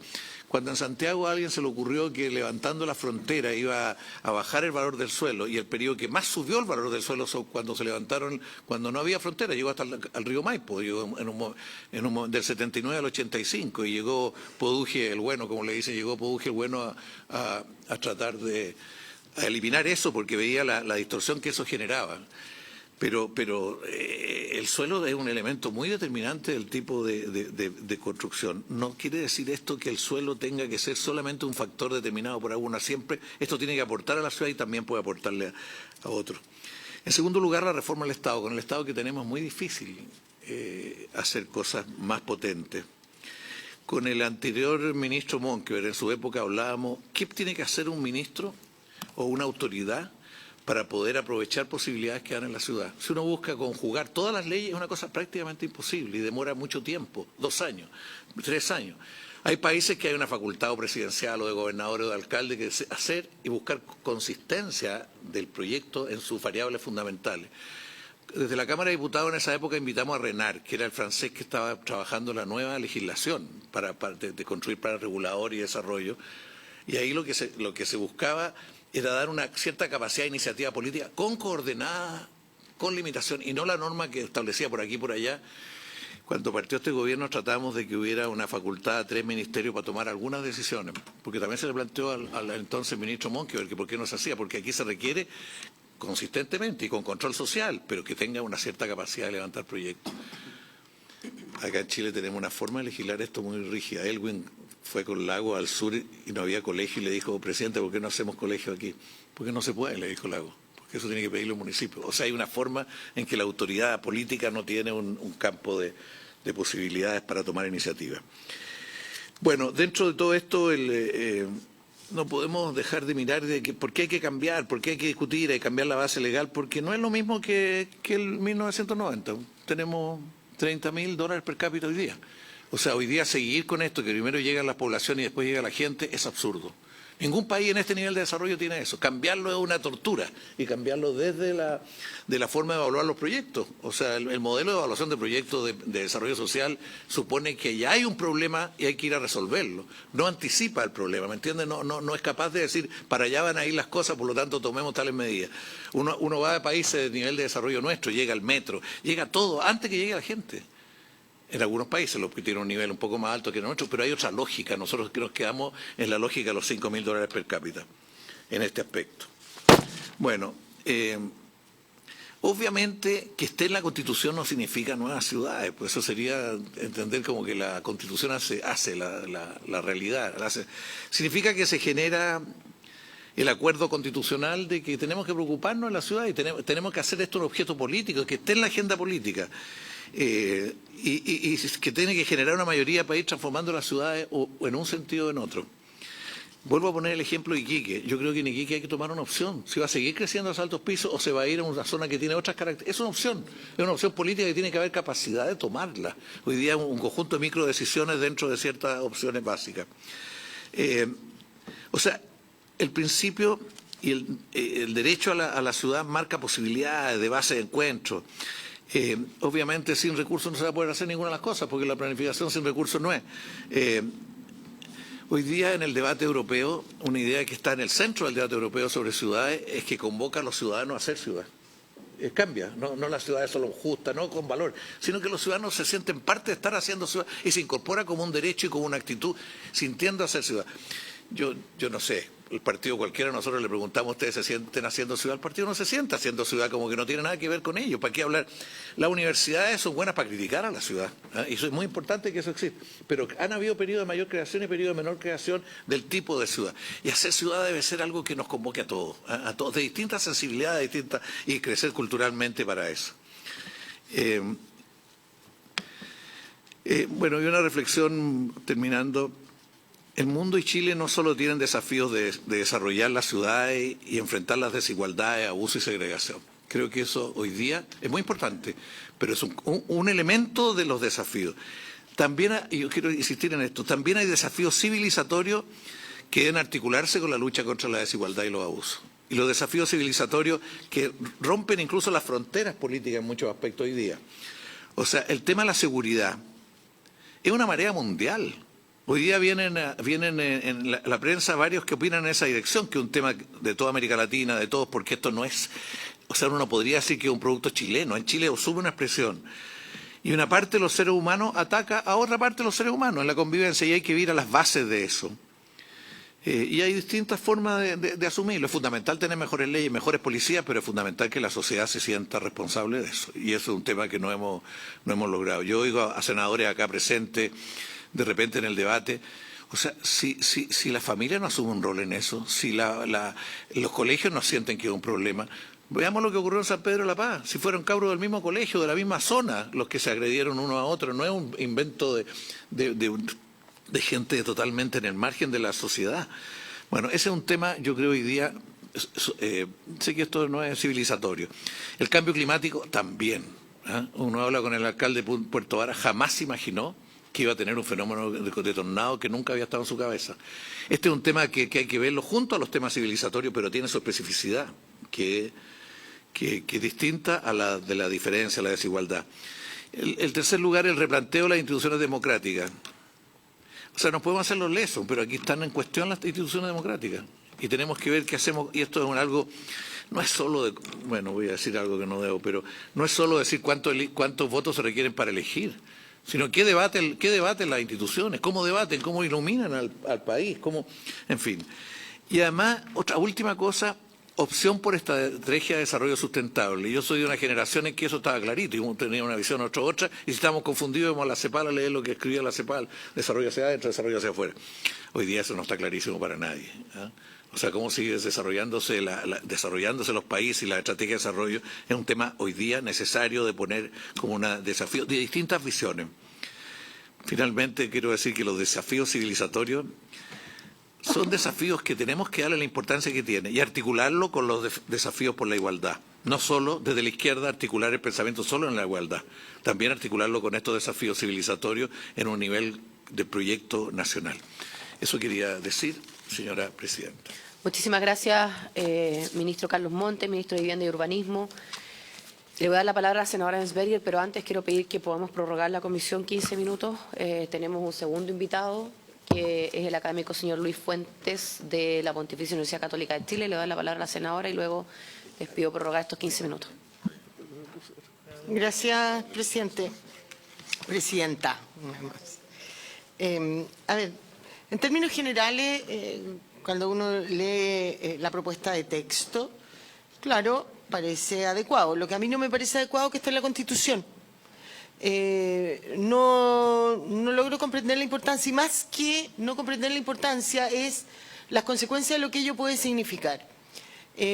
Comparto con que hay que abrir el debate, con que tenemos que conversar, y también comparto que las universidades tienen un rol importante que siempre esquivan, ¿no es cierto?, de probablemente generar los insumos necesarios a las autoridades para temas tan relevantes como estos, pero nadie podría, ¿no es cierto?, no estar a favor de tener ciudades más seguras, sostenibles, con condiciones apropiadas para una vida digna, y con un acceso equitativo a los servicios básicos, bienes y espacios públicos, que haya participación de la comunidad en los procesos de planificación territorial y política urbana. Nadie podría no estar de acuerdo en eso. Vuelvo a decir, ¿por qué en la Constitución? ¿Y por qué yo me pongo a que esté en la Constitución? Porque ¿qué pasa? Y una vez más, estamos dejando de lado aquí hay un círculo vicioso nefasto, a mi modo de ver, a los poblados rurales. ¿No es cierto? ¿Por qué una discriminación? Que las ciudades van a tener un derecho garantido en la Constitución y no en los pueblos rurales. Los pueblos rurales cada día están más despoblados, cada día tienen menos oportunidades en todo aspecto, particularmente en trabajo, en educación, en salud. No hay inversión porque el sistema de la inversión pública, ¿no es cierto?, nunca le va a dar el famoso RS, porque evidentemente, como no tienen oportunidades, la gente se va a las ciudades. Y esto lo vivió Europa ya hace un tiempo, y hoy día hacen grandes esfuerzos y sus políticas están orientadas a volver a poblar las zonas rurales, sobre todo cuando hoy día hay una preocupación a nivel mundial de la seguridad alimentaria. El propio Senado, y me imagino que la Cámara también, estamos en varios organismos internacionales en que el gran tema de conversación es la seguridad alimentaria. Y la seguridad alimentaria básicamente va a estar en las zonas rurales el día de mañana, donde se producen estos alimentos, ¿no es cierto?, suficientes, nutritivos, que puedan asegurar frente a este abrumador cambio climático, que el día de mañana estén los alimentos necesarios para una adecuada alimentación. El Estado, yo diría probablemente desde Bachelet II, desde el gobierno de la presidenta Bachelet II, empezó a crear algunas políticas para el tema rural, que después fueron reforzadas por el presidente Piñera, se han mantenido en este gobierno, pero son políticas. Nadie habló de crear un derecho de los pueblos rurales a tener mejor acceso. ¿Por qué? Porque los pueblos rurales no pueden tener derecho a la seguridad, a ser sostenible, a tener una vida digna, a un acceso equitativo a los servicios básicos, bienes y espacios públicos. Sobre todo ellos no tienen este acceso equitativo, no lo tienen. Y entonces se han creado políticas para las zonas rezagadas, para las zonas aisladas, los PETS, famosos de los planes de desarrollo para la zona extrema, que todas se consideran zona extrema, menos Tarapacá, siendo que la ley la define como zona extrema, pero no está en ninguno de estos PETS. En fin, ¿cómo? ¿Por qué? ¿Cuál es la justificación de enfocarnos solo en las ciudades y abandonar? Porque para mí esto es terminar de abandonar las zonas rurales. ¿Por qué entonces no optar por abrir esta discusión, pero también a través de políticas públicas como se hace con las zonas rurales? ¿Por qué esta discriminación? Tampoco soy partidaria de seguir metiendo cosas en la Constitución. No comparto eso. No creo que vayamos a tener ciudades o el día de mañana me van a decir ya metamos también a las zonas rurales, vamos a tener ciudades más justas, sostenibles y con mayor igualdad porque está en la Constitución, ¿no es cierto? Es mucho más efectivo tener políticas claras que enfoquen en eso, que cambien la forma de invertir en los pueblos rurales, que se creen las oportunidades necesarias para que la juventud no abandone sus poblados y vuelva solo para las fiestas tradicionales del poblado y se vaya a las ciudades. Con eso no aportamos, creo yo, ni a la desigualdad, ni a terminar con los abusos, porque lo que estamos haciendo es solamente llevar a la gente a las ciudades. De verdad, Presidenta, vuelvo a decir, el tema de discutir y abrir el debate en la ciudad y cómo hacerlas más seguras, sostenibles y todo lo que dice esta propuesta, de acuerdo. ¿Por qué tiene que estar en la Constitución? No estoy de acuerdo. Creo que es mucho más efectivo tener políticas claras. Y como esto va a crear una mayor desigualdad y una mayor diferencia, aún más de la que hoy día ya existe con las zonas rurales, me abruma y me preocupa. Gracias, Presidenta. Gracias, senadora. Le voy a dar la palabra entonces. Lo que sí se habrá dado cuenta que estamos un poco pasados en el tiempo, entonces quiero pedirle que sea lo más breve posible. Vamos a seguir discutiendo el proyecto, no lo vamos a votar hoy día, entonces sin problema podría acompañarnos si pudiera por su tiempo más adelante.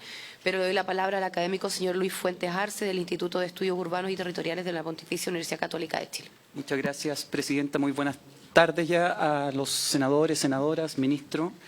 Bueno, voy a tratar de pasarlo más rápido. Igual ustedes tienen el material que nosotros preparamos. Y lo primero es comentar, bueno, que nosotros venimos del Centro de Desarrollo Urbano Sustentable, que es de donde vamos a hablar sobre el derecho a la ciudad. Y como dice el título, ¿cierto?, es una mirada desde la academia. Y es un centro financiado con fondos públicos, por lo tanto nos sentimos cumpliendo nuestra misión institucional, que es generar conocimiento científico para apoyar al Estado a fortalecer las políticas públicas. Tal como decía el senador, en concordancia con lo planteado anteriormente, bueno, organizamos una serie de conversatorios, ¿cierto?, con el mundo legislativo, el mundo del Poder Ejecutivo, del Gobierno regional, la sociedad civil y la academia, donde pudimos conversar desde el derecho a la ciudad, desde distintas perspectivas, desde el medio ambiente, desde la infraestructura, la movilidad, la vivienda y la seguridad, por lo demás todos temas que están en mucha discusión pública hoy en día. Entonces organizamos esta presentación en base a estos 3 puntos. Voy a pasar bien rápido por algunos de ellos para tratar de enfocarme creo que lo que puede ser más importante. Lo primero es entender el contexto, ¿cierto? Nos encontramos actualmente en la era urbana, donde muchos organismos multinacionales han planteado que el mundo cambió. No solamente nuestro país cambió, sino que el mundo cambió y hoy día más del 50% de la población habita asentamientos humanos con características urbanas. Y esta tendencia está aumentando con fuerza. Se espera que para el 2050 esa proporción sea del 70%. Y eso comienza a alertarnos sobre la importancia que tiene este tipo de hábitat para la mayor parte de la población mundial, y por eso es que se genera esta Carta Mundial por el Derecho a la Ciudad y algunos otros compromisos que nuestro país ha firmado, como la nueva Agenda Urbana y como los Objetivos de Desarrollo Sostenible, y en especial el ODS 11, que es dice lograr que las ciudades y los asentamientos humanos sean inclusivos, seguros, resilientes y sostenibles. ¿Cómo podemos definir el derecho a la ciudad? Bueno, ahí hay una propuesta de la ONU que dice que el derecho a la ciudad es el derecho de todos los habitantes a habitar, utilizar, ocupar, producir, transformar, gobernar y disfrutar de ciudades, pueblos y asentamientos urbanos justos. Es decir, no se cierra solamente a las grandes ciudades, sino que a todo tipo de asentamientos seguros, sostenibles y democráticos, definidos como bienes comunes para la vida digna. Hay distintos componentes, ¿cierto? Ahí ustedes pueden ver que se habla de que estas ciudades tienen que ser libres de discriminación, protectoras de la igualdad de género, inclusivas, más participativas, accesibles, oferentes de espacios públicos, económicamente diversas y sobre todo recogiendo la realidad de nuestros territorios, sostenible entre los vínculos urbanos y rurales. Ese es un elemento que creo que es sumamente importante. Cuando vemos que las ciudades hoy día son más importantes que nunca, nos preguntamos, bueno, ¿por qué, si es que las ciudades son tan importantes, por qué el derecho a la ciudad no está ni ha estado consagrado mayoritariamente en las constituciones del mundo? Nos encontramos, ¿cierto?, con un texto, que no voy a entrar en el detalle, pero que plantea que el derecho, cuando la formulación del derecho constitucional moderno estuvo estructurado principalmente para fortalecer la escala del Estado-Nación. Y que en ese sentido fue la escala estructurante de la soberanía, de la organización del poder, de la identidad colectiva, en detrimento de las ciudades, que eran una escala territorial relevante, pero que competía con el Estado como forma de organización de la vida social, política y económica. Y fíjense ustedes que hoy día, bueno, tal como planteaba el ministro, ¿cierto?, hoy día hay una cifra que es bien impresionante y que nos dice que de cada 10 chilenos, ¿cierto?, 9 habitan ciudades. Entonces, es una realidad que no podemos desconocer y que el crecimiento de la ciudad en Chile ha venido acompañado de una importante desigualdad. Y aquí hay un dato que es bien impresionante, dice que no solamente esa desigualdad es cosmética, sino que condiciona algo que es fundamental, que es la vida. Como quedó demostrado en la pandemia, comunas con viviendas y barrios deteriorados como San Ramón, Cerro Navia, La Pintana, tuvieron para la pandemia el doble de exceso de muertes que otras comunas como Vitacura, Ñuñoa, Las Condes. o que los habitantes de Bajos de Mena, por ejemplo, que viven en vivienda y barrios deteriorados, tienen mayor predominancia de enfermedades respiratorias crónicas que otros habitantes de Santiago. Entonces, vemos que este tema comienza a adquirir relevancia y hay muchos países que están haciendo cambios constitucionales con distintos fines para consagrar el derecho a la ciudad, en algunos casos para aumentar la eficiencia y el desarrollo económico, en otros casos para garantizar los derechos. Entonces, cuando vemos el articulado que se propone, vemos que puede tener dos enfoques. El primero, como lo vemos, es que intenta, con esta función social, reconociendo a la ciudad como un derecho, y el segundo sería un marco orientador de las políticas públicas. Vamos a ver muy rápidamente algunos ejemplos de esto. Como derecho social, es un derecho que evidentemente es complejo de abordar porque es un derecho colectivo, ¿ya? Y entonces, ¿cómo podríamos garantizarlo? Y sin embargo, cuando revisamos cómo ha evolucionado nuestra institucionalidad, nuestras políticas públicas, vemos que sí hemos dado pasos tímidos hacia garantizar el derecho a la ciudad. Por ejemplo, me refiero a la modificación del decreto 56 del MIMBU, que lo que busca es generar incentivos normativos para aquellos proyectos de gestión de vivienda integrada que están cerca de las estaciones de metro. Entonces, vemos que hemos ido avanzando tímidamente. Y que tenemos también instrumentos para medir esta desigualdad. Y ahí ustedes pueden ver, ¿cierto?, una imagen del sistema de indicadores y estándares de desarrollo urbano, que es una herramienta que fue creada por el Consejo Nacional de Desarrollo Territorial, que nos permite ver cuáles son las brechas en esta ciudad. Y ahí vemos, por ejemplo, que en el caso de Alto Hospicio presenta muchos sectores que no tienen acceso al transporte público. Entonces tenemos la forma de regularlo. Y creemos que lo más importante, y aquí ya empiezo a cerrar, voy a pasar muy rápido por algunos ejemplos, que nosotros creemos que lo más importante de garantizar el derecho a la ciudad, que es como marco orientador de las políticas públicas para generar instrumentos de medición, para planificar la ciudad y como mandato a la coordinación interinstitucional. No tenemos forma de delimitar hoy día la ciudad y nuestros cuerpos legales, ¿cierto? La delimitan de distinta manera. La única herramienta normativa que tenemos es el límite urbano, ¿cierto? Que está dado por el Plan Regulador Comunal. Pero tenemos otras formas en las cuales, de cierta manera, de manera operativa, por ejemplo, delimitamos las zonas urbanas y las zonas rurales, como por ejemplo el límite urbano censal, que sirve para levantar nuestros datos. Y cuando nosotros vemos, existe otra forma que ha surgido hace poco con la Ley 21.074 sobre fortalecimiento de la regionalización, que plantea la creación de las áreas metropolitanas. Y aquí en este ejemplo vemos el área metropolitana de Valparaíso, que está constituida por 5 comunas. Pero cuando revisamos otros instrumentos, como por ejemplo el PREMVAL, el Plan Regulador Metropolitano de Valparaíso, regula a 8 comunas. Entonces tenemos que ponernos de acuerdo, ¿ah?, en cómo regulamos nuestras ciudades. O, por ejemplo, el clásico ejemplo de Bajos de Mena, en Puente Alto o de Alto Hospicio, en Tarapacá, ¿cierta?, donde hubo masiva construcción de proyectos habitacionales sin el soporte para la vida de sus habitantes. Y pongo estos ejemplos no como una crítica al gobierno de turno, sino que como para ejemplificar las dificultades estructurales que tiene el Estado para actuar coordinadamente. Y otro ejemplo reciente que puede parecer, ¿cierto?, una anécdota, es que en el mismo Bajos de Mena se construyó un proyecto que se llama Cordilleras de Doña Marta, un proyecto precioso con viviendas de muy buen estándar, con espacios públicos, con juegos para niños, pero a un mes de inaugurarse, los vecinos se dieron cuenta que la micro más cercana pasaba a 1 kilómetro de distancia. Entonces, eso nos da cuenta, insisto, puede parecer una anécdota, pero nos da cuenta que el Estado no actúa coordinadamente para construir ciudad. También está el ejemplo del puente Chacabuco, que fue proyectado por el MOB, que estuvo detenido muchísimo tiempo y no se dieron cuenta, ¿cierto?, que ese puente iba a pasar por la población aurora de Chile, ¿cierto? No habían estudios de impacto social, de impacto ambiental. Entonces, esa es otra muestra más de que el Estado actúa sectorialmente y que no existe la visión de ciudad cuando se actúa sobre el territorio. Estos ejemplos, bueno, dan cuenta de eso. Para terminar, esta es la última lámina. Es increíble, pero a pesar de que el 90% de la población de Chile habita ciudades, la palabra ciudad no aparece en nuestra Constitución. Y lo que acabo de decirles, pues parece una falacia porque sí aparece en 4 oportunidades, pero solamente para decir cuál es la sede de algunas de las instituciones públicas. Por lo tanto, no tiene ninguna relevancia esas 4 apariciones en 161 artículos.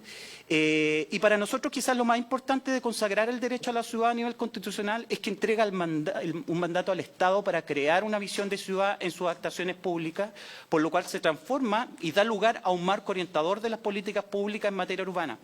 Y eso va a tener como consecuencia que podamos avanzar hacia la materialización de estándares de desarrollo urbano que garanticen el acceso a la ciudad en todas sus formas, en todas sus escalas, como derecho social. Y la única sugerencia que nosotros hacemos a la redacción del artículo es variar una parte que aparece hacia el final, en donde lo que proponemos es reemplazar el párrafo que está en negrita ahí en el cuadrado por uno que dice creación de instrumentos para facilitar la gestión urbanística, el financiamiento y la acción regulatoria. Muchas gracias, presidente y senadores. Muchísimas gracias a usted.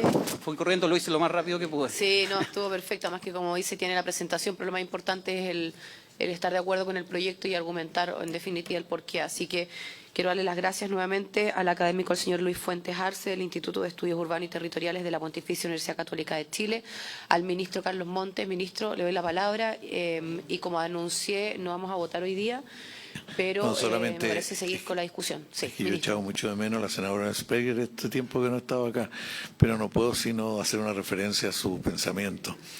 Lo que pasa es que hoy en otros países se habla del derecho a la ciudad y al territorio, ¿eh? O sea, aquí el proyecto está propuesto para la ciudad, pero la ciudad en mucha conceptualización incluye el entorno de la ciudad, la cordillera, el campo. Hay distintas maneras de definir la ciudad en la literatura. Yo creo que se han tratado de hacer mecanismos para ligar más lo urbano con lo rural. O sea, la ley de parcelaciones, gusto o no gusto, es una manera de resolver. Tenemos 350.000 parcelaciones agrícolas que están generando problemas muy fuertes para la ciudad y para el campo y para todo. Entonces, yo creo que la ciudad tiene una dimensión que no es puramente de escala de gobernanza. Yo en eso no comparto mucho. No es solo es una manera de adquirir cierta cultura, cierta forma de relacionarte, cierta forma de cohesión social, de ser parte de una democracia.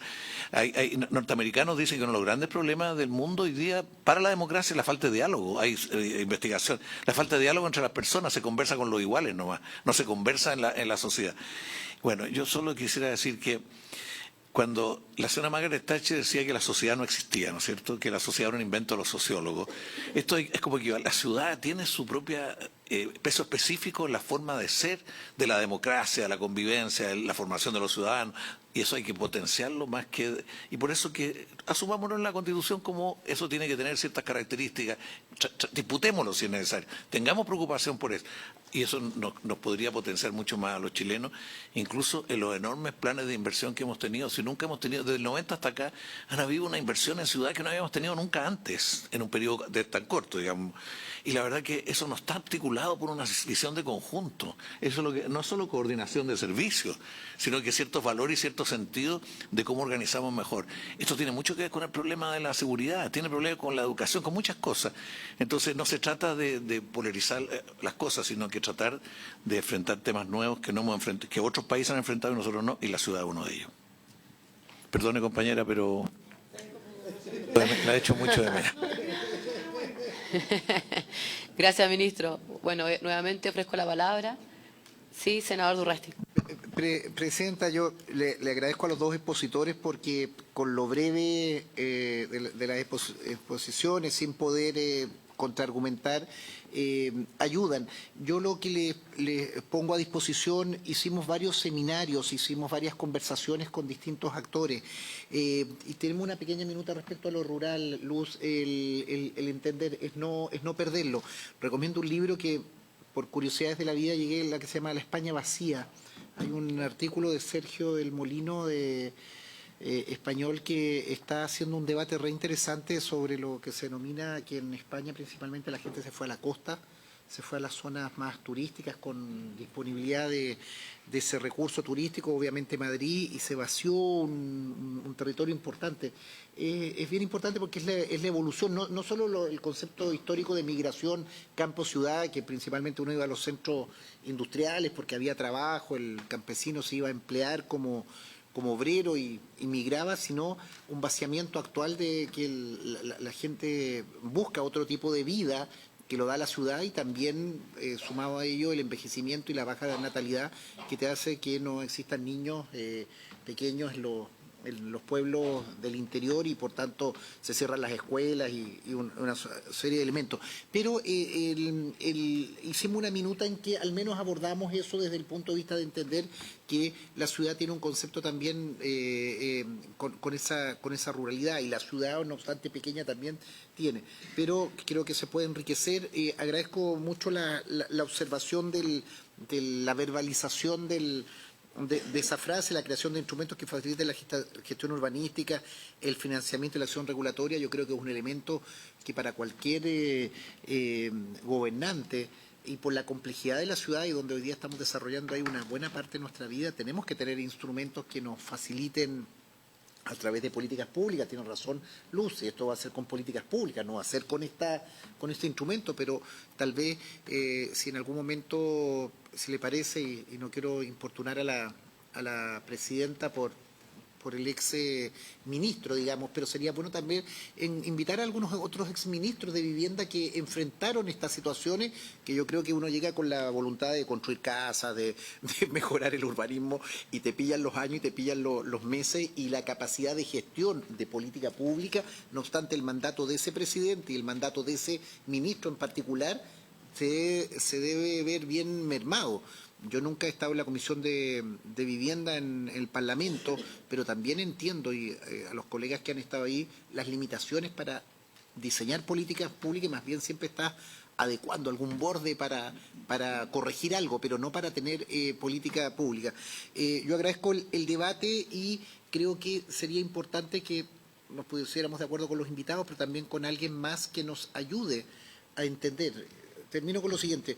Nosotros planteamos esto como reforma constitucional en tanto cuanto nos permite en el artículo 19 establecer un vacío que claramente la ciudad como elemento, y esto no es solo un tema ideológico de la Constitución del 80, que revisado en la historia no lo tenemos, y que en el proceso constituyente se comenzó a hablar principalmente en los elementos de esas bases del segundo proceso, donde se generó un buen debate. Lo digo en general, que nosotros podamos entender que tenemos un vacío en nuestra Constitución en una materia tan importante y que afecta a tantas personas. Agradecer a los invitados. Muchísimas gracias, senador Durresti, a cada uno de los invitados por haberse cumplido el objeto de la sesión. Se levanta.